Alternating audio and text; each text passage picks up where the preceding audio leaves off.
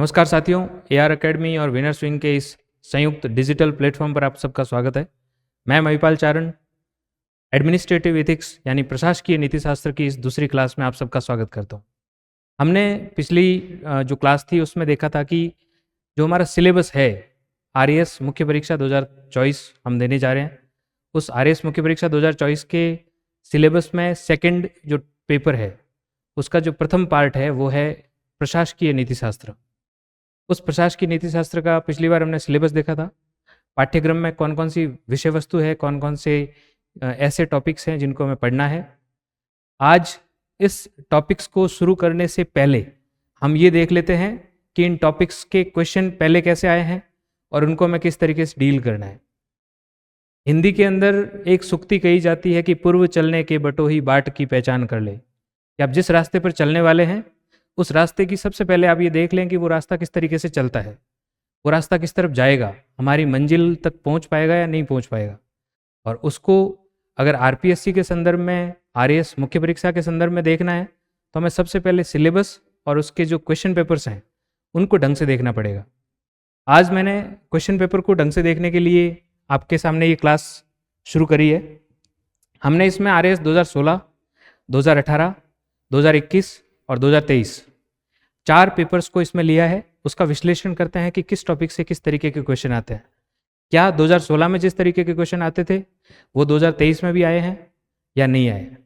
तो चलो शुरू करते हैं अपन। एडमिनिस्ट्रेटिव एथिक्स, मेरे पास में सबसे पहला जो पेपर है वो है 2016 का, कि 16 में जो हमारे पास में पेपर आए हैं वो किस तरीके के हैं।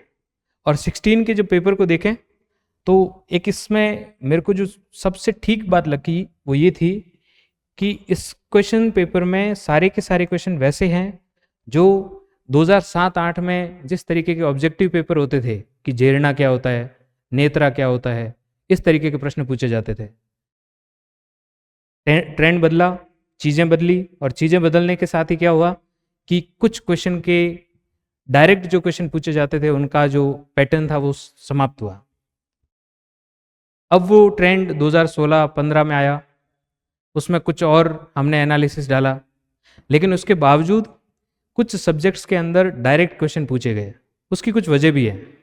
हमने इथिक्स जैसे सब्जेक्ट को पहले जो एक विषय के रूप में हुआ करता था उसको चेंज करके थोड़ा सा एक टॉपिक के रूप में, एक पार्ट के रूप में डालना शुरू किया। और उस पार्ट के रूप में जब इथिक्स को डाला गया तो उससे डायरेक्ट क्वेश्चन पूछे गए। जैसे कि इसमें पहला क्वेश्चन दिया हुआ है वो है आपका, प्लेटो के मुख्य सद्गुण क्या है। प्लेटो के मुख्य सद्गुण क्या है। हम आजकल नोट्स की दुनिया में हैं तो नोट्स में जैसे ही शुरू करते हैं तो हमारे पास में 4 ही चीजें आती है। प्लेटो के मुख्य सद्गुण, मुख्य सद्गुण में हमें 4 बातें आती है, 5वीं बात भी आती नहीं है कि भाई साहस होना चाहिए, विजडम यानी विवेक होना चाहिए, संयम यानी टेम्परेंस होना चाहिए।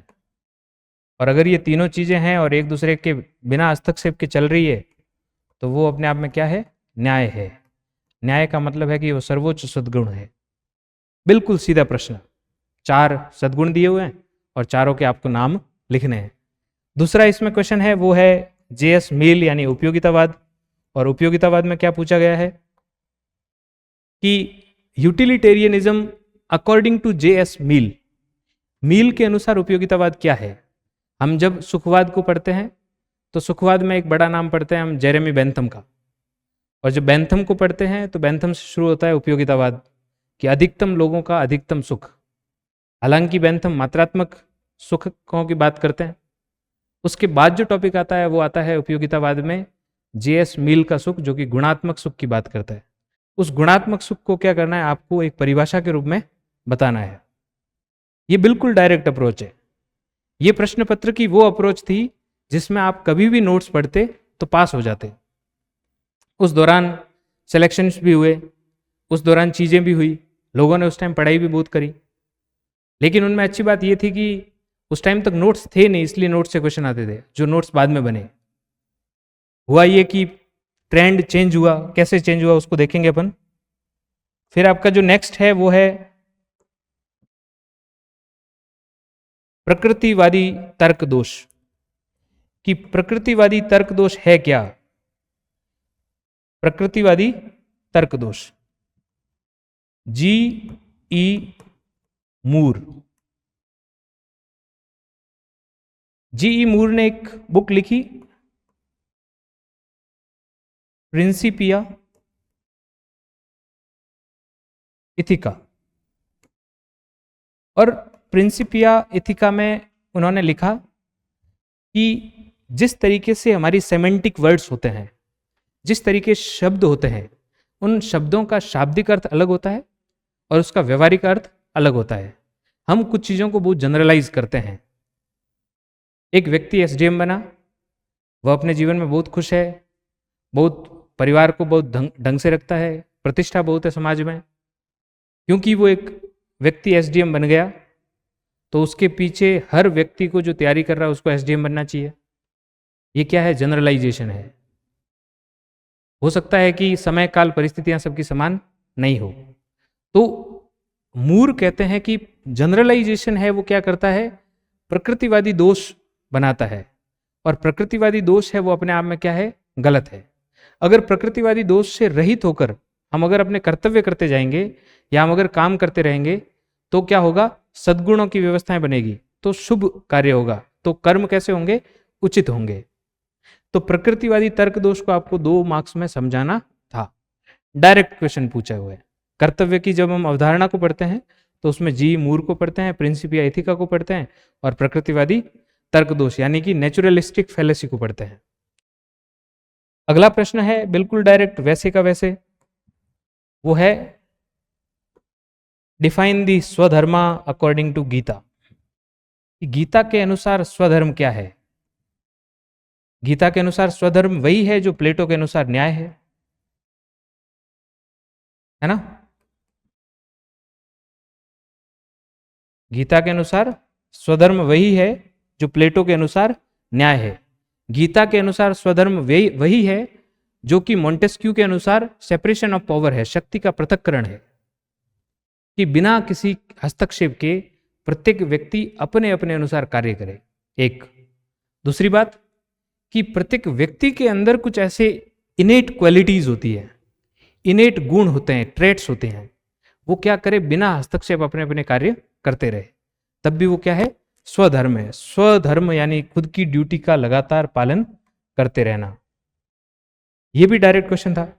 2016 में एक बात ये भी थी कि इथिक्स है वो बहुत छोटे टॉपिक में हुआ करती थी। जिस तरीके से अभी बिहेवियर और वो सब्जेक्ट आते हैं, 6 सब्जेक्ट आते हैं, उसी तरीके से इथिक्स से भी 5 क्वेश्चन 2-2 मार्क्स के आते थे और 2 क्वेश्चन 5-5 मार्क्स के आते थे। 5वां क्वेश्चन इन्होंने पूछा है निरपेक्ष आदेश, कैटेगोरिकल इंपेरेटिव। इमैनुअल कांट अपने कर्तव्य शास्त्र में कैटेगोरिकल इंपेरेटिव के बारे में बताते हैं और उसमें 3 एजम्पशंस की बात करते हैं, 3 मान्यताओं की बात करते हैं। वो बात करते हैं कर्तव्य के लिए कर्तव्य की, वो गुडविल की बात करते हैं, वो उसके साथ में ये भी बताते हैं कि किस तरीके से एक विवेकशील प्राणी है वो निर्णय लेता है। उसको कर्तव्यों के लिए कहने की आवश्यकता नहीं पड़ती कि उचित कर्म की तरफ वो कैसे जाएगा। तो एक व्यक्ति जब कर्तव्य की चेतना के साथ में जो कर्तव्य करता है उसी को वो निरपेक्ष आदेश का नाम देते हैं और उसमें कुछ मान्यताओं को जोड़ते हैं। तो ये प्रश्न भी डायरेक्ट क्वेश्चन पूछा गया। इसमें ऐसा कोई क्वेश्चन अभी तक नहीं पूछा गया जिसमें कि आपको बहुत अधिक सोचना पड़े। नेक्स्ट 5 मार्क्स का क्वेश्चन। फर्स्ट क्वेश्चन बिल्कुल वैसे ही सीधा सपाट संरचना वाला प्रश्न कि गीता के अनुसार निष्काम कर्मयोग क्या है। निष्काम कर्मयोग की बात करते हैं तो 2 चीजें सामने आती है, एक प्रवृत्ति में निवृत्ति और एक निवृत्ति में प्रवृत्ति, कि detachment in attachment and detachment from attachment. Attachment क्या, प्लेजर क्या, पेन क्या, किन किन चीज़ों के बारे में हम डिस्कस कर सकते हैं, उसके बारे में हम यहाँ पे विचार करेंगे। निष्काम कर्मयोग का अर्थ है कि बिना किसी डिटैचमेंट के, बिना किसी फल की इच्छा किए लगातार अपने कर्तव्यों को करते जाना ही क्या है? निष्काम कर्मयोग है। उसकी विभिन्न अवधारणाएं है, उसका प्रशासन में क्या महत्व है, उसको हमें यहाँ पे लिखना है। नेक्स्ट, चूंकि एक यूनिट हुआ करती थी इसलिए लास्ट इसका क्वेश्चन है वो है कि कांट का जो हमने निरपेक्ष आदेश पढ़ा उसके अनुसार ही नैतिकता की पूर्व मान्यताएं क्या है। 3 पूर्व मान्यताएं हैं कि मॉरल ड्यूटीज जिस तरीके से शुरू होती है तो उसमें मौलिक रूप से कौन कौन सी मान्यताएं होती है। एक बात तो ये होगी कि 16 में पूछे गए प्रश्न है वो डायरेक्ट क्वेश्चन थे जिसको आपने डायरेक्ट नोट्स में देखा और वहां से उतार लिया। दूसरी बात यह है कि 16 में पूछे गए प्रश्नों में अधिकतर प्रश्न है वो 3 टॉपिक से आए हैं। कौन कौन से 3 टॉपिक? एक गीता, दूसरा कांटियन इथिक्स,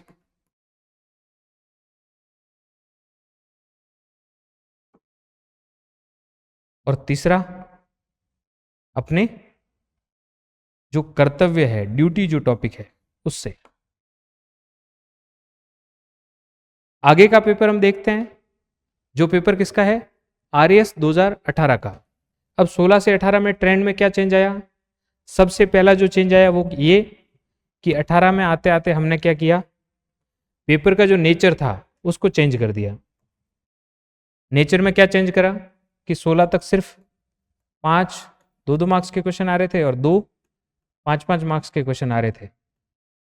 अब उस ट्रेंड को चेंज करके 5 2-2 मार्क्स के, 5 5-5 मार्क्स के और 3 10 मार्क्स के क्वेश्चन पूछना शुरू कर दिया हमने।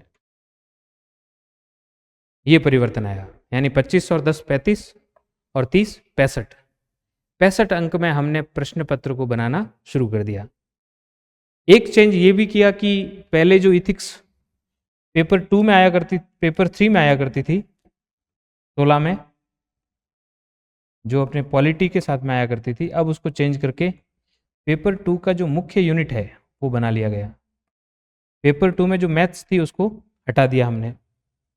यह इसमें दूसरा परिवर्तन आया। और जो तीसरा परिवर्तन है वो यह आया कि पहले जिस तरीके के प्रश्न आते थे उन प्रश्नों को केवल 2 और 5 मार्क्स तक सीमित कर दिया गया। 10 मार्क्स में कुछ ऐसे प्रश्न पूछे गए जो कि व्यक्ति की अपनी मौलिकता से लिखे जाएं, जो कि इस बात से लिखे जाएं कि कोई विद्यार्थी ने इथिक्स को किस ढंग से समझा है। तो कुछ 3 परिवर्तन मुख्य थे। पहला, पेपर के क्वेश्चन पैटर्न्स में कि 5 मार्क्स के 2 और 2 मार्क्स के 5 क्वेश्चन, उसके अलावा बदल के क्या किया गया, 5 मार्क्स 2 मार्क्स के 5 क्वेश्चन, 5 मार्क्स के 5 क्वेश्चन और 10 मार्क्स के 3 क्वेश्चन।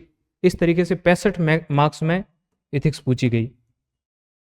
दूसरा कि पहले जो पेपर 3 की एक छोटी यूनिट हुआ करती थी इथिक्स, अब उसको बदलकर पेपर 2 का एक बड़ा यूनिट बना दिया गया। हम चर्चा करते हैं पेपर 2018 में 18 में किस तरीके का प्रश्न पत्र पूछा गया। पहला क्वेश्चन वैसा ही बिल्कुल एकदम सरल साधारण सा प्रश्न कि किस प्रकार रित की धारणा है वो प्रशासनिक उत्कृष्टता को संवर्धित करती है। हालांकि 16 से बिल्कुल अलग। 16 में ये पूछते कि रित क्या है, अब पूछ रहे हैं कि प्रशासनिक उत्कृष्टता को प्राप्त करने के लिए रित का क्या योगदान है, क्या रित वास्तव में काम आता है या नहीं आता। तो उसमें सबसे पहले आपको ये पता होना चाहिए कि रित होता क्या है, उसके बाद आपको पता चलना चाहिए कि रित की प्रशासनिक प्रासंगिकता क्या है। दूसरा क्वेश्चन बिल्कुल उसी तरीके से, the aim of administration is public welfare. प्रशासन का उद्देश्य लोक कल्याण है। क्या है? लोक कल्याण। गीता का कौन सा सिद्धांत इस आशय की पुष्टि करता है? अब इन्होंने प्रश्न पूछा कि हम नहीं बताएंगे कि कौन से सिद्धांत की बात कर रहे हैं, आप निर्णय लें कि हम किसकी बात कर रहे हैं। हमने बता दिया कि हम लोक कल्याण की बात कर रहे हैं। लोक कल्याण के लिए गीता में कहाँ व्यवस्थाएं है? तो लोक संग्रह एक गीता का टॉपिक है, एक कॉन्सेप्ट है, उसको यहाँ पे बताना था। नेक्स्ट क्वेश्चन 2 मार्क्स में, अहिंसा गांधी की नैतिकता का केंद्रीय मूल्य क्यों है? 16 से 18 में सबसे बड़ा चेंज क्या आया कि पहले जो 2 मार्क्स के क्वेश्चन बहुत इजी हुआ करते थे, अब उसके अंदर भी इन्होंने थोड़ा सा बेसिक से ऊपर जाना शुरू किया। हुआ इसलिए भी क्योंकि पहले जो लोग थे उनमें जो अपनी सामाजिक व्यवस्थाएं हैं, जो पारिवारिक व्यवस्थाएं हैं, उनसे ही नैतिकताओं की शुरुआत हो जाती थी। वहीं पढ़ते थे, तीसरी चौथी क्लास की पुस्तकें पढ़ते थे, उसमें नैतिकता का पाठ पढ़ते थे, नैतिक मूल्यों के लिए अलग से पुस्तक हुआ करती थी। धीरे धीरे बच्चे एलकेजी यूकेजी में और प्ले स्कूल में पढ़ना शुरू हुए, और प्ले स्कूल से डायरेक्ट इंग्लिश मीडियम स्कूल्स, जो नैतिकता है, मॉरलिटी है, उसको कम ध्यान दिया गया। स्टूडेंट्स के लिए वो नैतिकता, मॉरलिटी के जो वैल्यूज़ थे उनको हमने थोड़ा सा जैसे ही हटाया, तो आरपीएससी ने उसको एक मेन सब्जेक्ट के रूप में जोड़ना शुरू कर दिया कि कम से कम वो जो विद्यार्थी है वो जब सर्विस में जाए तो उससे पहले उसको समझ में आ जाए कि नैतिकता किस लिए ज़रूरी है, नैतिकता का भाव होना कितना आवश्यक है। अहिंसा गांधी की नैतिकता का केंद्रीय मूल्य है और क्यों है, इसके बारे में आपको लिखना था। नेक्स्ट क्वेश्चन पूछा गया, वही क्वेश्चन जो कि 16 में पूछा गया था, पहला क्वेश्चन कि प्लेटो के द्वारा न्याय को परिभाषित करें। तो हमने बताया कि प्लेटो का न्याय वही है जो गीता का स्वधर्म है, या फिर यूएस के कॉन्स्टिट्यूशन में जो सेपरेशन ऑफ पावर है वो है ना, कि बिना हस्तक्षेप के अपने अपने कार्यों को करते जाना। 18 में ये था कि इमोशनल इंटेलिजेंस भी हमारे इथिक्स का टॉपिक हुआ करता था। 21 के अंदर उसको हटा दिया गया और उसको बिहेवियर में जोड़ दिया गया, इमोशनल इंटेलिजेंस को यहाँ से ले जाकर। तो उस टाइम उन्होंने क्वेश्चन पूछा संवेगात्मक बुद्धिमत्ता यानी कि इमोशनल इंटेलिजेंस क्या है। अब ये टॉपिक किस में आ गया है, बिहेवियर में आ गया है। बिहेवियर का जो फर्स्ट टॉपिक है इंटेलिजेंस, उसी में से उनके टाइप्स में हम पढ़ेंगे इमोशनल इंटेलिजेंस क्या है। नेक्स्ट 5 मार्क्स के क्वेश्चन, उसमें फर्स्ट क्वेश्चन इन्होंने पूछा कि अतिवाद घातक है, एक्सट्रीमिज्म इज डेंजरस। अब जब अतिवाद की बात करते हैं तो हम बहुत नैरो चल लेते हैं। नैरो किस तरीके से कि अतिवाद की बात करते ही हमारे पास में बुद्ध तो आते हैं लेकिन अरस्तु नहीं आते। हम बुद्ध को शुरू करते हैं, मिडिल पाथ की पूरी थ्योरी बताते हैं और उसको खत्म कर देते हैं। लेकिन जब नीति शास्त्र में इस तरीके का प्रश्न पूछा गया है तो हमें कोशिश करनी चाहिए कि उसके जितने भी पक्ष हैं उन सारे के सारे पक्षों को हम यहाँ पे लिख पाए। जब हम अतिवाद की बात कर रहे हैं कि अतिवाद से कैसे बचा जाए, उसके अगर इंस्ट्रूमेंट देख रहे हैं, उसके जो साधन देख रहे हैं कि अतिवाद को बचने के लिए क्या क्या प्रयोग किए जा सकते हैं, तो उसमें हम ये भी लिख सकते हैं कि गोल्डन मीन क्या है। गोल्डन मीन यानी अरस्तु का सुनहरा माध्य सिद्धांत, अरस्तु का सद्गुण, जहां अरस्तु कहते हैं कि दो चरम के जो बीच की स्थिति है वो क्या है, सुनहरा माध्य है, कि व्यक्ति को दोनों चरम सीमाओं में नहीं रहना चाहिए, उसको क्या करना चाहिए, संतुलन स्थापित करना चाहिए गोल्डन मीन के माध्यम से। जब अतिवाद को बचने के तरीके पूछ रहे हैं तो हम वहां बुद्ध का मिडल पाथ भी यूज कर सकते हैं। बुद्ध ने अपनी शिक्षाओं में मध्यम मार्ग की बात की है, उसको हम यूज कर सकते हैं। जब हम अतिवाद के बारे में बात कर रहे हैं तो गांधीयन जो थ्योरी है उसकी बात कर सकते हैं। जब हम अतिवाद के साधनों की बात कर रहे हैं तो हम गीता के स्वभाव की बात कर सकते हैं कि भाव कैसा होना चाहिए, स्वभाव का कॉन्सेप्ट। जब हम अतिवाद से बचने की बात कर रहे हैं तो हम वहां पे हीगल का जो भौतिक द्वंद्व है या द्वंदात्मक भौतिकवाद है उसकी बात कर सकते हैं कि किस तरीके से थीसिस और एंटीथीसिस के बाद में एक चीज ऐसी आती है जो सिंथेसिस, यानी कि वाद और प्रतिवाद के बाद ही कौन सी स्थिति आती है, संवाद की स्थिति आती है, उसके बारे में डिस्कस कर सकते हैं। अगर आप इन सारे पक्षों पर उत्तर लिखेंगे तो आपका अतिवाद है उसके बारे में आपने क्या लिखा है, उसके बचने के कौन कौन से साधन लिखे हैं, वो सारे के सारे इसमें आ जाएंगे। नेक्स्ट 5 मार्क्स में क्वेश्चन है मानवीय मूल्यों के संवर्धन में समाज की भूमिका समझाइए। यहां से पहला जो टॉपिक है जहां हम नीति शास्त्र को शुरू करते हैं, जनरली हम नीति शास्त्र को नीति शास्त्र की परिभाषा के साथ में शुरू करते हैं, उसके बाद में उसके विभिन्न उपागम है, अधिनीति शास्त्र है, मानकीय नीति शास्त्र है, मेटा इथिक्स है, उन सब के बारे में डिस्कस करते हैं। उसके बाद टॉपिक आता है ह्यूमन वैल्यूज़, और ह्यूमन वैल्यूज़ को इनकलकेट करने में हमारे पारिवारिक संस्थाओं, सामाजिक संस्थाओं और शैक्षणिक संस्थाओं का क्या योगदान है उसको पढ़ते हैं। यहाँ से इन्होंने पहला प्रश्न पूछा कि मानवीय मूल्यों के संवर्धन में समाज की भूमिका को समझाइए। और इन्होंने यहां से पूछना शुरू किया, 21 में भी पूछा और 23 में भी पूछा उसी टॉपिक से। अगला क्वेश्चन है, आपके अनुसार प्रशासनिक अधिकारी के मानसिक तनाव के क्या मुख्य कारण होते हैं, समझाइए। बहुत ही सामान्य प्रश्न, प्रशासनिक अधिकारी के मानसिक तनाव, मेंटल स्ट्रेस, है ना। तो उसके कारणों को लिखना है और कारणों को लिख के एक बॉक्स के अंदर लिखना है कि उसके लिए समाधान क्या है, और समाधान नैतिक मूल्यों से कैसे निकलते हैं। समाधान गीता से कैसे निकलेंगे, गांधी से कैसे निकलेंगे, समाधान प्लेटो से कैसे निकलेंगे, अरस्तु से कैसे निकलेंगे, कांट से कैसे निकलेंगे और उपयोगितावाद से कैसे निकलेंगे, इन सब के बारे में हमें चर्चा करनी थी। उसके बाद में नेक्स्ट क्वेश्चन पूछा जो कि बड़ा अच्छा क्वेश्चन था। मुझे पर्सनली ऐसा लगा कि इस क्वेश्चन को ये माना जा सकता है कि इसमें अप्रोच को उन्होंने चेंज करा।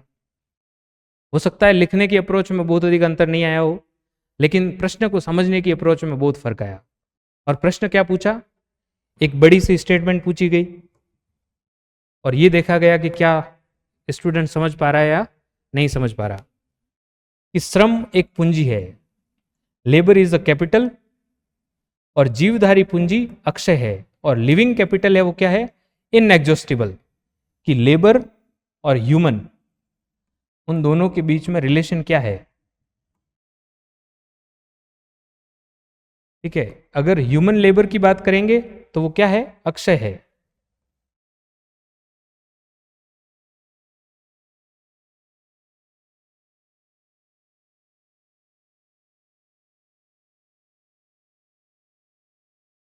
मैं पूंजी और श्रम में न्याय संगत संबंध की स्थापना करना चाहता हूं, कि मुझे एक न्याय संगत संबंध बनाना है, किसमें, कैपिटल में और लेबर में, कि एक व्यक्ति जिस तरीके से मेहनत करता है उसका किस प्रतिशत तक हम उसको देते हैं।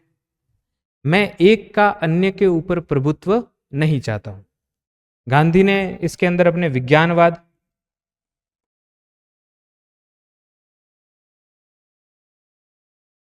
गांधी ने इसमें अपने 7 सीन्स जो हैं, 7 पाप हैं, उसमें एक उन्होंने बात करी है वेल्थ विदाउट वर्क।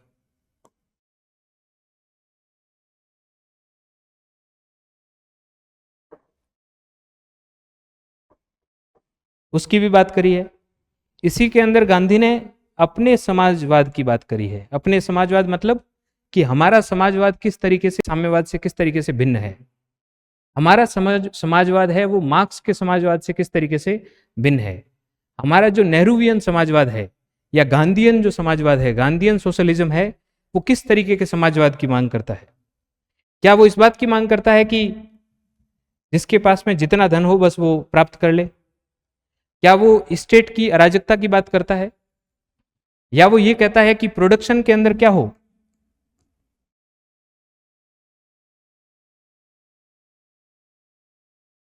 प्रोडक्शन के अंदर तो हो कैपिटलिज्म, कि एक व्यक्ति अपनी क्षमताओं के अनुसार क्या करे, उत्पादन करे, लेकिन जब उसका वितरण हो, तब समाज की, जब उसका डिस्ट्रीब्यूशन हो, तब हम कैसे हो जाएं? तब हम अगर कैपिटलिस्ट हो गए तो समाज के प्रत्येक वर्ग का सोच नहीं पाएंगे। तब अगर हम कैपिटलिस्ट हो गए तो हम गांधी के जंतर को भूल जाएंगे।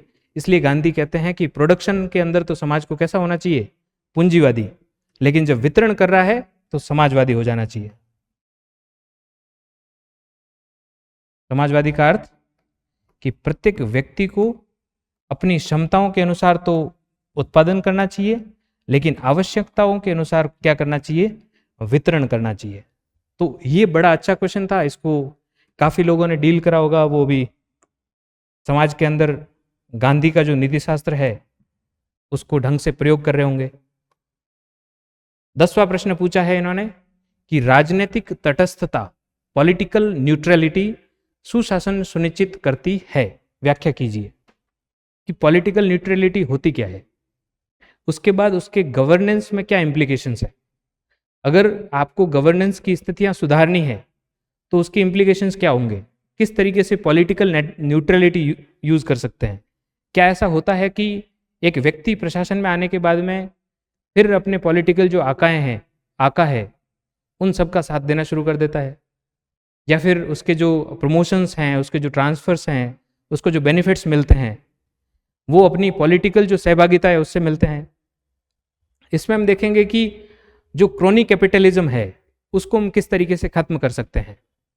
इन सब के बारे में हम यहाँ पे चर्चा करेंगे। नेक्स्ट क्वेश्चन आपका जो 10 मार्क्स में पूछा गया, उसमें एक क्वेश्चन जो सबसे पहले पूछा गया कि भगवत गीता किस तरह अर्जुन के समक्ष द्वंद्व का निराकरण करती है। अर्जुन और श्री कृष्ण, इनके बीच का जो कर्तव्य शास्त्र है, इनके बीच में जितनी भी वार्तालाप है, अर्जुन के संपूर्ण युद्ध के दौरान जितने भी प्रश्न है, उन प्रश्नों का निराकरण करने के लिए श्री कृष्ण ने जो कुछ कहा वह भगवत गीता है। और अर्जुन ने प्रश्न पूछने में कोई कमी नहीं रखी। उन्होंने अपने जीवन के जितने भी द्वंद्व थे उनको अपने सामने रख दिया और भगवत गीता में उन सब द्वंद्वों का निराकरण किया गया। भले वो जब द्रोणाचार्य के सामने शस्त्र उठाना हो, भीष्म पितामह के सामने शस्त्र उठाना हो, जब भीष्म पितामह के आगे शिखंडी को लेकर आना हो, या फिर जरासंध की मृत्यु के समय श्री कृष्ण के कहे गए जो बातें हैं, श्री कृष्ण के कहे गए मार्गदर्शन, श्री कृष्ण के दिए गए निर्देशों का पालन करना हो, उन सब में अर्जुन के द्वंद्व को किस तरीके से खत्म किया गया। और उसके बाद हम देखेंगे कि प्रशासनिक अधिकारी के रूप में आप प्रशासनिक दुविधा के निराकरण में किस तरह गीता के सिद्धांतों का प्रयोग कर सकते हैं। गीता के खूब सारे सिद्धांत हैं, हम लोग जनरली याद नहीं करते, 2-4 सिद्धांत याद करते हैं और बाकी को भूल जाते हैं। 10 मार्क्स का क्वेश्चन है, आप 7-8 जितने भी सिद्धांत हैं उन सबको लिखें और उसकी कम से कम एक प्रशासनिक उपयोगिता लिख लें, ताकि एग्जामिनर चेक करते हुए ये जरूर जाने कि इस व्यक्ति को सारी की सारी चीजें आ रही थी। इसको लोक संग्रह का सिद्धांत भी पता था जो लोक कल्याण से जुड़ा हुआ है, इसको निष्काम कर्मयोग भी पता था, इसको स्थित प्रज्ञता भी पता था, इसको आपद धर्म का सिद्धांत जो जरासंध की बात करी तो आपद धर्म का सिद्धांत भी उसे पता था, उसको योग कर्मसु कौशलम भी पता था, स्वधर्म स्वकर्म और स्वभाव भी पता था, उसको राजर्षि की अवधारणा भी पता थी। इस तरीके से हमें क्या करना है कि गीता के जितने भी सिद्धांत है उनकी एक प्रशासनिक प्रासंगिकता है उसको लिखना था। नेक्स्ट क्वेश्चन बड़ा अच्छा क्वेश्चन था कि लोक नायकों व सुधारकों के उपदेश कभी भी पुराने नहीं होते हैं, आधुनिक संदर्भ में उनकी महत्ता को उजागर कीजिए। कि जो लोक नायक जिन्होंने जो कुछ भी उपदेश दिए हैं, हमारे जो ग्रेट लीडर्स हैं, फिर वही क्वेश्चन, पहला क्वेश्चन पूछा समाज की भूमिका, अब पूछ रहे हैं कि ग्रेट लीडर्स की जो वैल्यूज हैं, उनके द्वारा जो टीचिंग्स है, उनकी जो प्रीचिंग्स है, वो कभी भी खत्म नहीं होती है। तो उसी के आधार पर हमें क्या करना था, उनके वैल्यूज को लिखना था और वो किस तरीके से प्रशासन में आज भी योगदान दे रही है, किस तरीके से वो आज के जीवन के अंदर ज़्यादा अच्छा है, किस तरीके से कंट्रीब्यूट कर रही है, उसके बारे में हमें यहाँ पे लिखना था। नेक्स्ट क्वेश्चन है आपका कि प्लेटो के न्याय सिद्धांत में साहस और संयम अंतर्निहित है, आधुनिक समाज व प्रशासन में क्या वे आज भी युक्ति संगत है या नहीं। फिर से वही क्वेश्चन, प्लेटो, इसका मतलब क्या है कि मेजरली 2 से 3 टॉपिक ऐसे हैं जिनको हमें जनरली रेगुलर वे में पढ़ना है। वो 3 टॉपिक कौन से, जब हमने सिलेबस को डिस्कस किया था तब भी उसकी चर्चा करी थी। उसमें फर्स्ट टॉपिक है गीता का नीतिशास्त्र, कांट का नीतिशास्त्र, जितने भी मॉरल थिंकर्स हैं वर्ल्ड के, वो वेस्टर्न थिंकर्स भी और इंडियन थिंकर्स भी, उनको पढ़ना है और गांधी को पढ़ना है। अगर आप इन टॉपिक्स को पढ़ते हैं तो आप पूरे के पूरे इथिक्स के सारे क्वेश्चनों को डील कर सकते हैं। हमारे साथ प्रॉब्लम यह है कि हमने नोट्स पढ़े, 4 चीजें पढ़ी, जॉन रॉल्स पढ़ा, हाथों हाथ उसका प्रोसीजरल जस्टिस पढ़ा, उसका अज्ञानता का पर्दा पढ़ा और खत्म। ये नहीं देखते कि हमें क्या करना है, एक बेसिक्स पढ़ने हैं, जो बेसिक्स हमारे लिए एंकर का काम करे, जो बेसिक्स लगातार हमें तैराने का काम करे। अगर कोई प्रश्न हमें नहीं भी आ रहा है तो भी हम क्या करें, उस गीता के उन नीति शास्त्रीय जो गुण है उनको लिखकर उस प्रश्न को डील कर लें। यह परीक्षा नॉलेज की परीक्षा है ही नहीं, इसलिए नॉलेज की परीक्षा नहीं है क्योंकि जिसने 262 अंक लाए हैं वो इस बार इंटरव्यू दे रहा है। तो यह परीक्षा है किस बात की, यह परीक्षा प्रेजेंटेशन की है, यह परीक्षा अवेयरनेस की है कि इस पूरे पेपर के अंदर आपने अवेयर होकर कितने प्रश्नों को देखा है। और यह परीक्षा इस बात की है कि आपने उन प्रश्नों को देखने के बाद में इंटरडिसिप्लिनरी नेचर से कितने प्रश्नों के उत्तर लिखे हैं। क्या आप जब गीता को लिख रहे हैं तब आपको प्लेटो याद आ रहा है, नहीं आ रहा? यानी कि इंटरडिसिप्लिनरी नेचर है, वो आपको पता होना चाहिए कि प्रत्येक विषय का क्या है, अंतर विषयक दृष्टिकोण होता है। क्या होता है? अंतर विषयक दृष्टिकोण। अलग अलग विषय की कुछ सेम सी विशेषताएं इसमें होती है। अब हम बात करते हैं प्रश्न पत्र 2021 की। 2016 बिल्कुल एकदम स्पष्ट सा सपाट सा पेपर। 2018 हल्का सा चेंज, कुछ क्वेश्चन ऐसे जो कि अप्लाइड इथिक्स पे थे। अप्लाइड इथिक्स मतलब कि सीधे प्रश्न पूछे गए, हालांकि उन्होंने पूछा कि इस जो स्पेसिफिक टॉपिक है इसका प्रशासन में क्या योगदान है, इतना सा उन्होंने घुमा के पूछा। उसके अलावा कुछ भी ऐसा प्रश्न नहीं था। आपसे उन्होंने एक भी राय लेने की कोशिश नहीं की। सारा का सारा आपको उन्हीं किताबों में से, उन्हीं इथिक्स में से पढ़ना था और उसको यहाँ पे लिखना था। अब हम बात करते हैं 21 के प्रश्न पत्र की। 18 के प्रश्न पत्र में सर्वाधिक प्रश्न कहाँ से पूछे गए? वही प्लेटो से, गांधी से, गीता से और फर्स्ट टॉपिक से। फर्स्ट टॉपिक का मतलब कि नीति शास्त्र और जो मानवीय मूल्य है उनमें से। 21 का प्रश्न पत्र फर्स्ट क्वेश्चन फिर से प्लेटो, मतलब प्लेटो के सद्गुण आपको पता ही होने चाहिए। और सिर्फ प्लेटो के सद्गुण ही नहीं पता होने चाहिए, आपको प्लेटो के बारे में कुछ और अन्य जानकारियां होनी चाहिए। जैसे कि आपको प्लेटो के सद्गुण के साथ साथ उसकी रिपब्लिक और स्पार्टा के अंदर जिस तरीके से उन्होंने प्रयास किए, वो प्लेटो की सद्गुण के साथ साथ आपको प्लेटो का जो महिलाओं का साम्यवाद है या फिर शिक्षा का जो साम्यवाद है वो आपको पता होना चाहिए। प्लेटो के सद्गुण के साथ साथ आपको उनके जो आइडियल स्टेट को लेकर जो वैल्यूज हैं वो पता होने चाहिए। और प्लेटो के सद्गुण का जो सिद्धांत है उसको सद्गुण की एकता सिद्धांत भी कहा जाता है, वो पता होना चाहिए। तो प्लेटो के अनुसार मुख्य सद्गुण कौन कौन से हैं वो लिखना था। सेकंड क्वेश्चन फिर वही कांट। कांट के अनुसार शुभ संकल्प क्या है, कि कर्तव्य के लिए कर्तव्य चेतना वो है क्या आखिरकार, शुभ संकल्प कैसे आता है, विवेकशील प्राणी के लिए क्या जरूरी है, तो वो प्रश्न।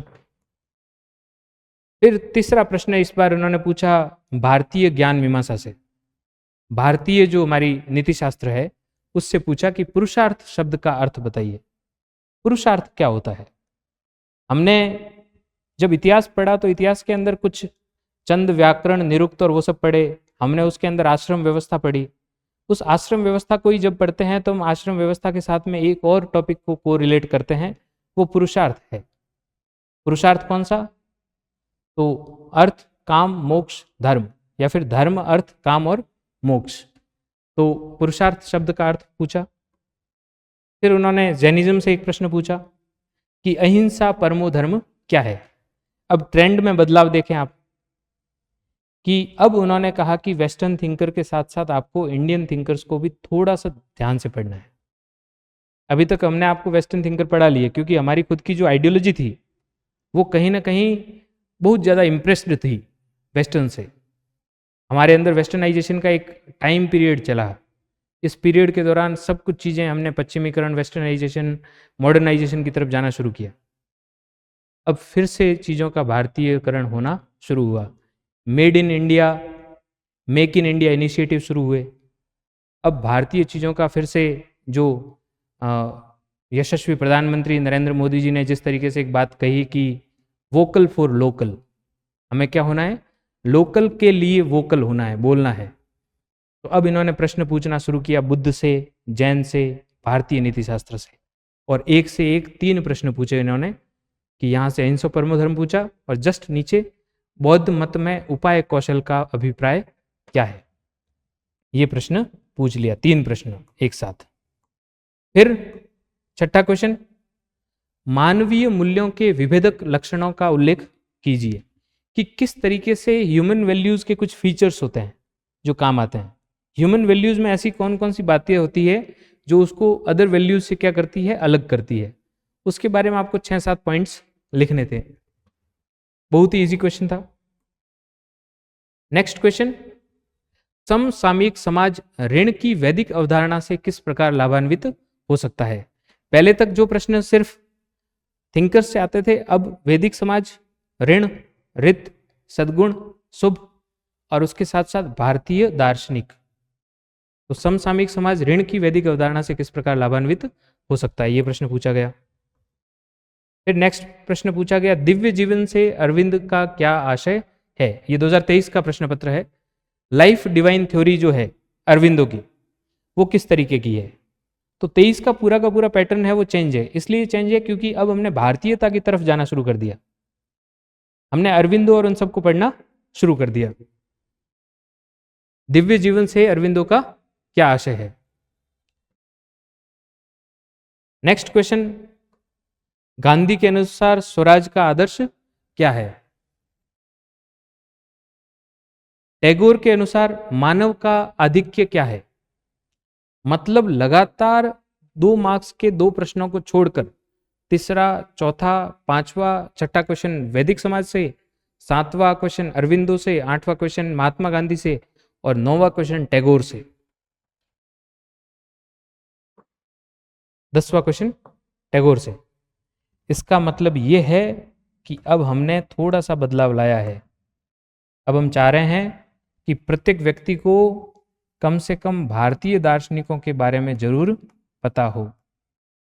और फिर भारतीय दार्शनिक कौन से? क्योंकि भारतीय दार्शनिक का अर्थ है कि सारे के सारे भारतीय दार्शनिक है, भले वो समाजवादी हैं, भले वो मानववादी हैं, भले वो टैगोर की तरह अंतरराष्ट्रीय मानववाद में बिलीव करते हैं,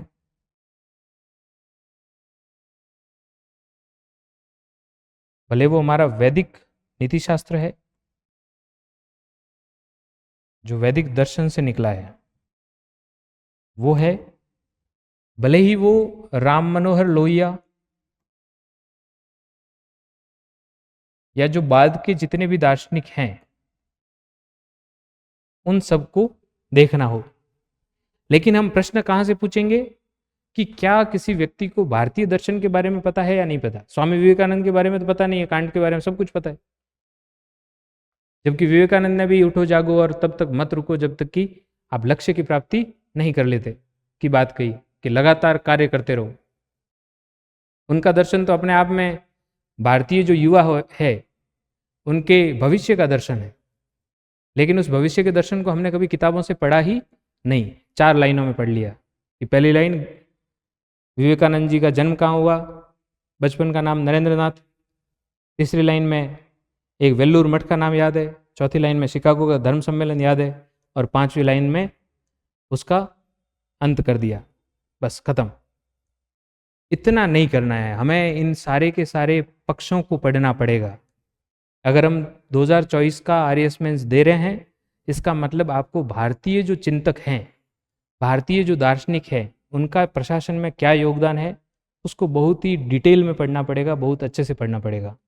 उसको हम आगे वाली क्लासेस में पढ़ेंगे और उनके कम से कम हमें 3-4 वैल्यूज़ पता होने चाहिए।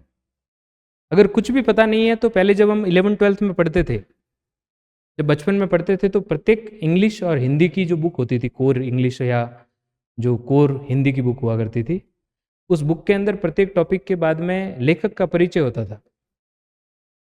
लेखक के परिचय में लिखा हुआ होता था कि इस लेखक ने अपने जीवन में ये किया है, इस लेखक ने अपनी पुस्तकों में ये लिखा है, इस लेखक का ये परिचय सामान्य परिचय है। लेखक इस तरीके की पुस्तकें लिखते हैं, लेखक इस बारे में बात करते हैं, कोई समाज के बारे में बात करता है, कोई यथार्थ के बारे में बात करता है, कोई प्रेम के बारे में बात करता है। तो आप भी कम से कम इन दार्शनिकों का परिचय पढ़ लें कि आपको कम से कम ये पता हो कि टैगोर की बात आए तो मुझे सबसे पहली बात क्या याद रखनी है। अगर अरविंदो की बात आए तो अरविंदो की मूल जो मौलिक विचारधारा है वो किस तरीके की है, उसके बारे में हमें क्या करना है, लिखना है। नेक्स्ट 10 मार्क्स में क्वेश्चन, समाज सुधार की दिशा में प्रशासन की भूमिका की चर्चा कीजिए। फिर से ट्रेंड में एक छोटा सा बदलाव क्या कि अभी तक पूछ रहे थे कि समाज के द्वारा दी गई शिक्षा से प्रशासन के अंदर क्या प्रासंगिकता है। अब हमने उसमें थोड़ा सा बदलाव लाया। बदलाव क्या लाया? अब हमने कहा कि प्रशासन करेगा क्या उस शिक्षा का। प्रशासन ने बहुत सारी चीजें जान ली, प्रशासन ने सब कुछ कर लिया, प्रशासन के पास सब कुछ है, लेकिन क्या प्रशासन ने जो कुछ भी मौलिक जो विषय वस्तु है, जो कुछ भी उन्होंने सद्गुण को प्राप्त किया है, जो शुभ को प्राप्त किया है, उन्होंने जिन मूल्यों को प्राप्त किया है, उन मूल्यों का योगदान क्या है? क्या वो समाज से सिर्फ ले ही रहे हैं या समाज को वापस भी दे रहे हैं? तो अब प्रश्न क्या है? प्रश्न अधिकारों से कर्तव्य की तरफ जा रहा है कि एक मानव के तौर पर, एक प्रशासक के तौर पर आपके कर्तव्य क्या है। अब प्रश्न सामाजिक जो अधिकार है उनकी नहीं है, अब प्रश्न है सामाजिक लेखांकन का, अब प्रश्न है सामाजिक अंकेक्षण का, कि क्या समाज के सामने आपका लेखा जोखा है या नहीं है, कि समाज सुधार की दिशा में प्रशासन की भूमिका क्या है। ये तो हमने जान लिया कि भाई समाज की संस्थाओं से, शैक्षणिक संस्थाओं से, पारिवारिक संस्थाओं से, विभिन्न हमारे जितने भी दार्शनिक हैं, जितने भी लोक नायक हैं, जितने भी पुराने प्रशासक हैं, उनसे प्रशासन ने क्या सीखा। अब प्रशासन ने सीख लिया, क्या प्रशासन उसको धरातल पर उतार पा रहा है या नहीं उतार पा रहा, इसको हमने इस बार प्रश्नों के अंदर देखा है। तो अब यहां से शुरू होता है अप्लाइड इथिक्स का पार्ट 2। यानी अब आपको इस बात का भी पता रखना है कि आपने जो कुछ भी पढ़ा है वो समाज सुधार में, लोक कल्याण में, सामाजिक न्याय की स्थापना में, लोक नीति के संचालन में, और इन सब में किस तरीके से दिखेगा, झलकेगा कैसे, इस तरीके के प्रश्न पूछे जाएंगे। हम जो जीएस की टेस्ट सीरीज ले रहे हैं, उस जीएस की टेस्ट सीरीज में पिछले कुछ टाइम से इथिक्स के प्रश्न पत्र चल रहे हैं। हमने ट्राई किया है कि इथिक्स में इसी तरह के प्रश्न पूछे जाएं जो अधिकारों से कर्तव्यों की तरफ हमें लेके जाते हैं। नेक्स्ट क्वेश्चन 10 मार्क्स में इन्होंने पूछा है कि परिणाम निरपेक्षवाद यानी कि डीओंटोलॉजी एवं परिणाम सापेक्षवाद यानी कि उपयोगितावाद या फिर कंसिक्वेंशियलिज्म के दो की विशेषताएं बताइए। ये दो चीजें हैं, एक कर्तव्य शास्त्र है जो कहता है कि कर्म करते रहो, फल की इच्छा मत करो। दूसरा है परिणाम शास्त्र या फिर हम इसको कह सकते हैं उपयोगितावादी। इन दोनों के अंदर मुख्य विशेषताएं क्या है? एक कहता है कर्तव्य करते रहो, कर्म करते रहो, फल की इच्छा मत करो। दूसरा कहता है कि फल की इच्छा किए बिना कर्म करोगे तो किस तरफ जाओगे, आपको पता ही नहीं है कि इसका रिजल्ट क्या निकलेगा, रिजल्ट बुरा निकलेगा या अच्छा निकलेगा, फिर कर्म करे जा रहे हो। तो कम से कम अपने मन के अंदर, अपनी चेतनाओं के अंदर इतना ध्यान रखें कि इस कर्म का परिणाम क्या होगा। तो इन दोनों की जो विशेषताएं हैं, एक तरफ गीता है, कांट है, ब्रैडले है, आपके जी मूर है, गांधी है, तो दूसरी तरफ सुखवाद है, चारवाक है, बेंथम है, मील है, हीगल है। उन दोनों के मध्य अंतर क्या है, उनकी विशेषताओं को लिखना है। इन दोनों दृष्टिकोणों में से प्रशासक के लिए अधिक उपयुक्त कौन सा है। फिर से इम्प्लीकेशन कि एक प्रशासक इनमें से किस बात पर ज्यादा ध्यान देगा। उपयोगितावादी दृष्टिकोण पर ज्यादा ध्यान देगा, सिर्फ ये सोचेगा कि अधिकतम लोगों का अधिकतम सुख किया जाए, कि बहुलवादी जो सांस्कृतिक दृष्टिकोण है उसको महत्व देगा, या फिर कर्तव्य शास्त्र को महत्व देगा कि मुझे क्या करना है, निष्काम कर्म योग में विश्वास रखना है, या फिर इन दोनों को उपयोगी समझता है। दोनों को उपयोगी समझता है तो किस तरीके से उपयोगी समझता है, दोनों चीजों को लिखना पड़ेगा कि ये इसके पॉजिटिव्स हैं, ये इसके नेगेटिव्स हैं, और एडमिनिस्ट्रेशन के अंदर इस तरीके से इन दोनों को यूटिलाइज किया जा सकता है। इंप्लीकेशन बेस्ड क्वेश्चन है। लास्ट क्वेश्चन है इसका, नैतिक द्वंद्व से आप क्या समझते हैं, एथिकल डिलेमा होता क्या है, और क्या किसी नैतिक संघर्ष की स्थिति में व्यक्तिगत नैतिकता को वृत्तिपरक नैतिकता पर वरीयता दी जानी चाहिए। बहुत ही बढ़िया क्वेश्चन है। First, what do you mean by moral dilemma, और फिर should personal ethics take precedence over professional ethics in a situation of moral conflict, कि जब मॉरल कॉन्फ्लिक्ट का प्रश्न आ जाए तो व्यक्ति को कौन सी नैतिकता का ज्यादा ध्यान रखना चाहिए। क्या व्यक्तिगत नैतिकता बहुत ज्यादा जरूरी है, या फिर आपकी जो प्रोफेशनल इथिक्स है, व्यावसायिक नैतिकता है, वो बहुत ज्यादा जरूरी है। क्या व्यावसायिक नैतिकता को ताक पर रखकर व्यक्तिगत नैतिकता को ध्यान में लाया जा सकता है। क्या किसी व्यक्ति के नियमों को, संगठन के नियमों को, आदर्शों को, संगठन की जो कार्य करने की कार्यशैली है उसको तोड़ करके भी दया, करुणा, सहानुभूति, इन सब पर जोर दिया जा सकता है या नहीं दिया जा सकता? इन सब के बारे में हमें इस प्रश्न में बात करनी थी। बहुत बढ़िया क्वेश्चन था। इस क्वेश्चन को आप वापस से लिख भी सकते हैं। ये क्वेश्चन पेपर है आपका 21 का पेपर, 2021 का पेपर। पहले हमने 2023 का पेपर डिस्कस कर लिया। ये है, इसमें पहला क्वेश्चन फिर से वही स्थित प्रज्ञ गीता की इथिक्स से। दूसरा, बुद्ध की कौन सी शिक्षा आज सर्वाधिक प्रासंगिक है? तीसरा क्वेश्चन, नैतिक द्वंद्व से क्या समझते हैं? बड़ा क्वेश्चन जो अपन ने अभी पढ़ा। चौथा क्वेश्चन, प्रशासनिक जीवन में ऋण के नैतिक आदर्श की प्रासंगिकता को स्पष्ट कीजिए। पांचवा क्वेश्चन, भगवद गीता का अनासक्ति सिद्धांत किस रूप में एक प्रशासक के जीवन में सार्थक है? यानी 5 के 5 क्वेश्चन भारतीय नीति शास्त्र से लिए गए हैं। भारतीय नीति शास्त्र के जो वैल्यूज हैं उस पर बेस्ड हैं। फिर 5 मार्क्स में पहला क्वेश्चन, मनुष्य की नैतिक उन्नति समाज की सर्वांगीण उन्नति पर निर्भर करती है। मतलब सामाजिक, पारिवारिक और शैक्षणिक संस्थाओं की जो भूमिका है उससे लगातार प्रश्न पूछा जा रहा है। इसलिए पूछा जा रहा है कि क्या उनकी भूमिकाओं के अंदर कहीं कोई वो जो एक ग्लिच आता है ना, टेक्निकल ग्लिच, वो तो नहीं आ गया? क्या जो हमारी जो भूमिका है वो धीरे धीरे संदिग्ध तो नहीं हो रही है? इसलिए इससे बार बार एक क्वेश्चन पूछा जा रहा है। फिर आगे समाज का पूछा। यहाँ पे परिवार है वो मनुष्य के नैतिक विकास की सबसे महत्वपूर्ण संस्था है, उसके बारे में पूछ लिया। फिर नेक्स्ट क्वेश्चन पूछा है कांट से, फिर से कांट। मतलब कुछ इथिक्स के कुछ पर्सपेक्टिव्स हैं वो सेम है ओवर द ईयर्स। कांट 16 में भी पूछ रहे हैं, कांट 18 में भी पूछ रहे हैं, कांट को 21 में भी पूछा जा रहा है, कांट को 23 में भी पूछा जा रहा है। इसका मतलब कांट की जो नीति शास्त्र है, कांट का जो कर्तव्य के लिए कर्तव्य है, कांट का जो निरपेक्ष आदेश का सिद्धांत है, कांट की जो पूर्व मान्यताएं हैं, नैतिकता की पूर्व मान्यताएं, उन सबको हमें पढ़ना चाहिए। उनको हमें देखना चाहिए कि वो उपयोगितावाद से किस तरीके से अलग है। कर्तव्य शास्त्र है क्या वास्तव में, डिओन्टोलॉजी क्या है, कांट किस प्रकार सापेक्ष एवं निरपेक्ष आदेश के आधार पर अंतिम शुभ की व्याख्या करते हैं। उनके अनुसार अंतिम शुभ क्या है, अल्टीमेट गुड। 9वां क्वेश्चन है, आमतौर पर एक स्वस्थ और उत्पादक जीवन जीने के लिए व्यक्ति की न्यूनतम बुनियादी जरूरतें क्या मानी गई है? बहुत ही बढ़िया प्रश्न था। हालांकि इस प्रश्न को देखते ही हमें सबसे पहले अमर्त्य सेन याद आते हैं, हमें भारत का जो ह्यूमन डेवलपमेंट इंडेक्स है वो याद आता है, या फिर MMPI जो मल्टी डायमेंशनल पॉवर्टी इंडेक्स है वो याद आता है, या फिर ये याद आता है कि जो मिनिमम बेसिक जो हमारे लिए नीड्स हैं, एसेंशियल जो चीज़ें होनी चाहिए वो क्या है, नेसेसिटीज क्या है। इन न्यूनतम को सुनिश्चित करने में एक प्रशासक की क्या जिम्मेदारी है, ये सब चीज़ें हम सोच लेते हैं।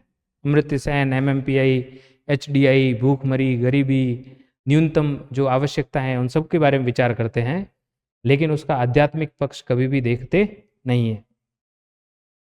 उसमें हम इस बात को नहीं देखते हैं कि न्यूनतम आवश्यकताएं सिर्फ रोटी, कपड़ा, मकान नहीं है। न्यूनतम आवश्यकताएं जीवन के कुछ मूल्य हैं वो भी है। न्यूनतम आवश्यकताएं करुणा भी है, दया भी है, सहानुभूति भी है। न्यूनतम आवश्यकताएं ईमानदारी भी है, उत्तरदायित्व भी है। तो यहाँ जो प्रश्न पूछा गया था वो जॉन रॉल्स के सिद्धांत से पूछा गया था, और जॉन रॉल्स का जो प्रोसीजरल जस्टिस है, प्रक्रियात्मक न्याय, उससे पूछा गया था कि किस तरीके से प्रक्रियात्मक न्याय है या फिर जो अज्ञानता का पर्दा है वो किस तरीके से मिनिमम बेसिक नीड्स को पूरा करता है। नेक्स्ट क्वेश्चन है, लोक सेवा की उत्कृष्टता के लिए आवश्यक प्रमुख नैतिक मूल्य कौन से हैं? हमने कल बात करी थी ARC की रिपोर्ट्स की, तो आप ARC की रिपोर्ट में जो कुछ भी नैतिक मूल्य दे रखे हैं उनको लिख सकते हैं, या फिर नॉलन कमेटी की जो 7 वैल्यूज हैं, selflessness, openness, objectivity, honesty, accountability, leadership और इंटेग्रिटी, इन 7 वैल्यूज को आप यहाँ पे लिख सकते हैं। 10 मार्क्स में क्वेश्चन पूछा है इन्होंने कि अनिवार्यतः संबंधित होने के कारण साधनों को साध्य से पृथक नहीं किया जा सकता, अतः वास्तविक और स्थायी सफलता के लिए दोनों का शुभ होना आवश्यक है। महात्मा गांधी, साधन और साध्य दोनों की पवित्रता। क्या है? साधन और साध्य दोनों की पवित्रता। गांधी नीति शास्त्र के संदर्भ में उक्त टिप्पणी को स्पष्ट करें कि केवल साधन बहुत ही ज्यादा शुभ हो, लेकिन जो आपके साध्य हैं, जो पर्पज है आपका, जो आप अंत में करना क्या चाह रहे हैं, वो अगर पवित्र नहीं है तो आपके जीवन में किए गए सभी कार्य क्या है? व्यर्थ है। कांट कहता है कि इंटेंट ठीक होना चाहिए। क्या ठीक होना चाहिए? इंटेंट। इंटेंट मतलब कि आपके साधन है ना, वो ठीक होने चाहिए। साध्य परिणाम क्या होगा उसके बारे में विचार ही मत करो। मील और बेंथम कहते हैं कि परिणाम ठीक होने चाहिए। वो सभी कर्म जो कि क्या करते हैं, अंत के अंदर खुशी देते हैं, सुख देते हैं, वो सारे के सारे कर्म क्या है? उचित है। यानी कि साध्यों की पवित्रता। परिणाम सापेक्षवादी कहते हैं कि साध्य पवित्र होने चाहिए या साध्य अच्छे होने चाहिए। परिणाम निरपेक्षवादी कहते हैं कि पवित्रता साधन में होनी चाहिए, साध्य भले ही कैसे ही हो। गांधी कहते हैं कि सब चीजों को क्या किया जाए? मिक्स किया जाए। क्योंकि गांधी ने अरस्तु को भी पढ़ा। जब अरस्तु को पढ़ा तो उन्होंने कहा कि कोई भी चीज एब्सोल्यूट नहीं होती, कोई भी चीज दो मीनारों के ऊपर खड़ी नहीं रह सकती। आपको उन्हें क्या करना पड़ेगा? एक बैलेंस्ड सिचुएशन में लाना पड़ेगा। एक ऐसी नींव तैयार करनी पड़ेगी जहां पे एब्सोल्यूटिज्म को खत्म किया जाए, जहां पे हर चीज से थोड़ा थोड़ा सा निकाला जाए, सुनहरा माध्य बनाया जाए। गांधी ने बुद्ध को पढ़ा और मिडल पाथ का जो सिद्धांत है उसको यहां पे लागू किया। गांधी ने कहा साधन की पवित्रता इतनी ही आवश्यक है जितनी की साध्य की पवित्रता। क्योंकि आपके साध्य तो पवित्र हैं, लेकिन अगर आपने साधनों को गलत तरीके से उपयोग लिया है, अगर आपके साधन अपवित्र हैं, तो इस साध्य का कुछ भी नहीं रह जाएगा। 5 लोगों का जीवन बचाने के लिए अगर आपने 50 व्यक्तियों को मार दिया तो उन 5 व्यक्तियों के जीवन का कोई मूल्य नहीं है। अगर आपने एक के जीवन को बचाने के लिए दूसरे का कत्ल कर दिया तो उस एक का जीवन क्या है? व्यर्थ है। इसलिए साधन एवं साध्य दोनों की पवित्रता होगी, तभी कोई कार्य है वो उचित ठहराया जाएगा। तभी उस कार्य के द्वारा जो कुछ भी होगा वो सब हमारे लिए सर्वहितार्थ होगा, सर्वजन हितार्थ। आगे बात समझ में? तो हमें इसमें साधन एवं साध्य की पवित्रता को समझते हुए शुभ को समझना था और गांधीयन इथिक्स के अनुसार समझना था। नेक्स्ट क्वेश्चन है कि नैतिक निर्णय लेने में महत्वपूर्ण कारकों को समझाइए। यदि नैतिक निर्णय प्रशासनिक निर्णय के विरुद्ध हो तो आप दोनों में किस प्रकार समन्वय करेंगे? उदाहरण समझ जाइए। मतलब कि पहला तो मॉरल या इथिकल डिसीजंस होते क्या हैं, फिर इथिकल डिसीजंस और एडमिनिस्ट्रेटिव डिसीजंस, उन दोनों में अंतर क्या होता है। फिर अगर इथिकल डिसीजंस और एडमिनिस्ट्रेटिव डिसीजन के बीच में कहीं कन्फ्लिक्ट है तो उस कन्फ्लिक्ट सिचुएशन में आप किस तरीके से डील करेंगे। वैसे तो जनरली हम ये कहते हैं कि सर केस स्टडी तो ऐसे ही टॉपिक के अंदर नीचे दे रखा है, पूछते वो है नहीं। यह अपने आप में एक केस स्टडी है। क्या है? Case study. क्यों केस स्टडी है? क्योंकि इन्होंने कहा है कि एक्सप्लेन विद एग्जांपल्स, और फिर पूछा क्या है कि आप कैसे डील करेंगे। अभी तक जितने प्रश्न थे उसके अंदर आपने जो कुछ भी पढ़ा है उसी को लिखवा रहे थे। अब उन्होंने कहा है कि आप ही बताएं आप क्या करेंगे उस सिचुएशन में आके। अब यहां से प्रश्नों की प्रकृति चेंज हुई और इन्होंने सबसे पहले पूछा केस स्टडी से सवाल। यह अपने आप में केस स्टडी है ना। तो इसमें सबसे पहले लिखना है एथिकल डिसीजन होते कौन कौन से हैं।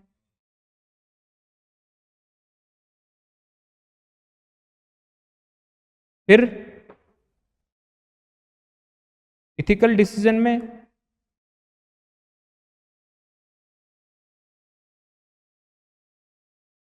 और एडमिनिस्ट्रेटिव डिसीजन,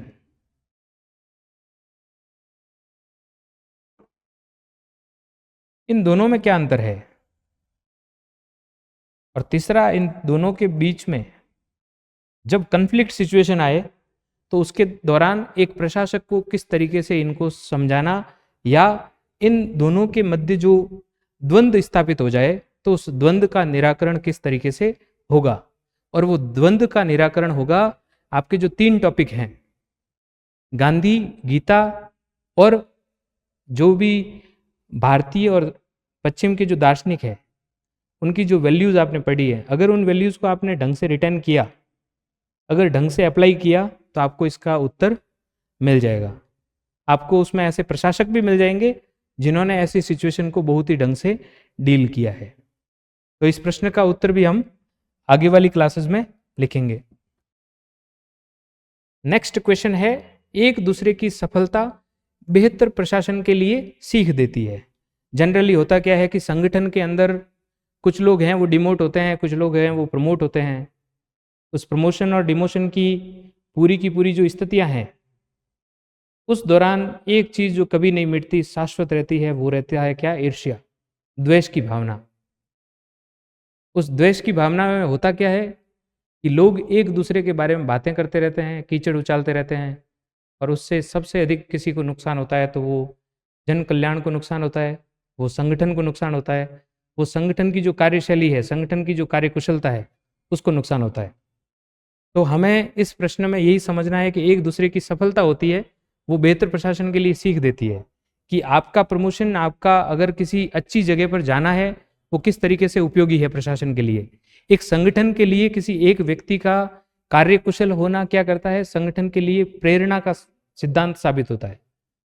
किसी एक जगह पर किसी व्यक्ति का कार्यकुशलता के साथ में जब स्थापित होता है, जब वो कार्यकुशलता को सबसे प्रथम मानक मानता है, तो उससे क्या होता है कि उस संगठन के अंदर और भी जो लोग काम कर रहे हैं वो भी क्या करते हैं? कार्यकुशलता की तरफ जाना शुरू कर देते हैं।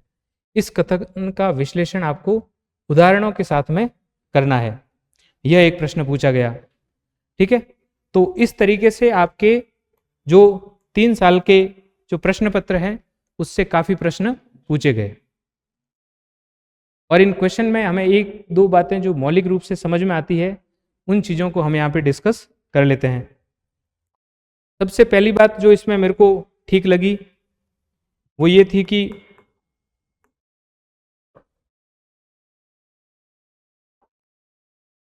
सबसे पहली बात कि पेपर पैटर्न है उसमें क्या चेंज आया है।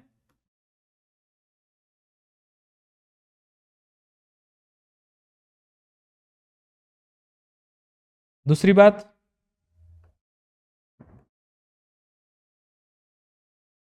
Trend analysis.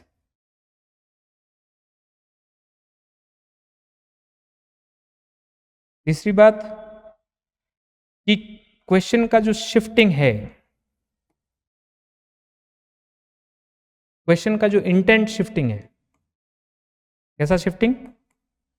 इंटेंट शिफ्टिंग, वो क्या है। और चौथी बात कि इन सारे के सारे क्वेश्चन पेपर्स के अंदर हमने किस तरीके से आगे वाली जो 2024 का पेपर आने वाला है उसके बारे में हम भविष्य क्या बना सकते हैं, इन क्वेश्चन से हम प्रेडिक्शंस क्या निकाल सकते हैं।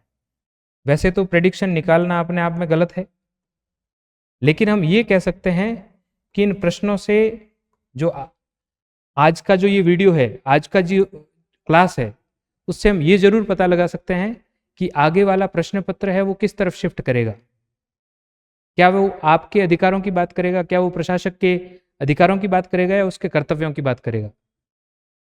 क्या वो इस तरीके के प्रश्न पूछेगा कि समाज के अंदर से जो जो मूल्य मिले उससे क्या योगदान है, या ये पूछेगा कि आपने जो कुछ भी योगदान लिया है अभी तक उसको आप समाज के अंदर वापस कैसे परोसेंगे।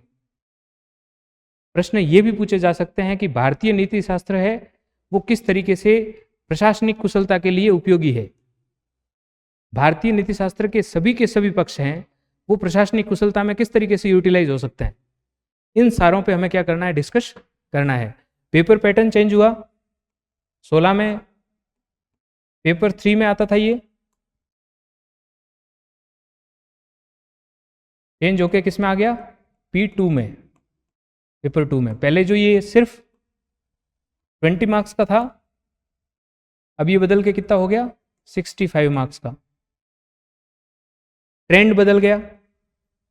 पहले जो डायरेक्ट क्वेश्चन पूछे जाते थे, अब उन्होंने क्या किया, प्रशासनिक इम्प्लीकेशन पूछी, और एडमिनिस्ट्रेटिव इम्प्लीकेशन से चेंज करके अब क्या किया, उन्होंने पूछा कि ई गवर्नेंस को, जो हमारी गवर्नमेंट की पॉलिसीज हैं उनको, लोक नीति को प्रभावित करने के लिए इन सारे मूल्यों का क्या इम्प्लीकेशन है। क्वेश्चन का इंटेंट शिफ्ट हुआ। और प्रेडिक्शन में यही लगाना है कि आप एक तो इस प्रश्न पत्र के अंदर सबसे ज़्यादा जो 3 बातें ध्यान रखनी है वो ये ध्यान रखनी है कि एक बहुत ही अच्छे शिक्षक, जानकार व्यक्तित्व गजराज सर कहते हैं कि एक व्यक्ति को इस आरएएस की परीक्षा में अगर पढ़ना है, समझना है, तो 3 बातों का ध्यान रखें। एक छोटा गोला होता है, उसको कहते हैं नीड टू नो। क्या कहते हैं? Need to know. ये जो है ना, ये ग्रेट टू नो है। क्या है? Great to know. और ये है गुड टू नो।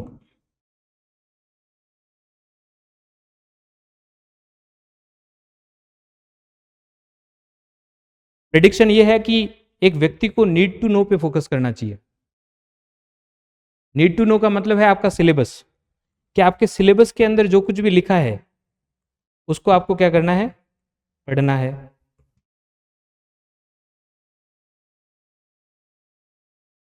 दूसरा नीड टू नो ये है कि इस सिलेबस के अलावा आरपीएससी ने पीवाईक्यूज डाल रखे हैं,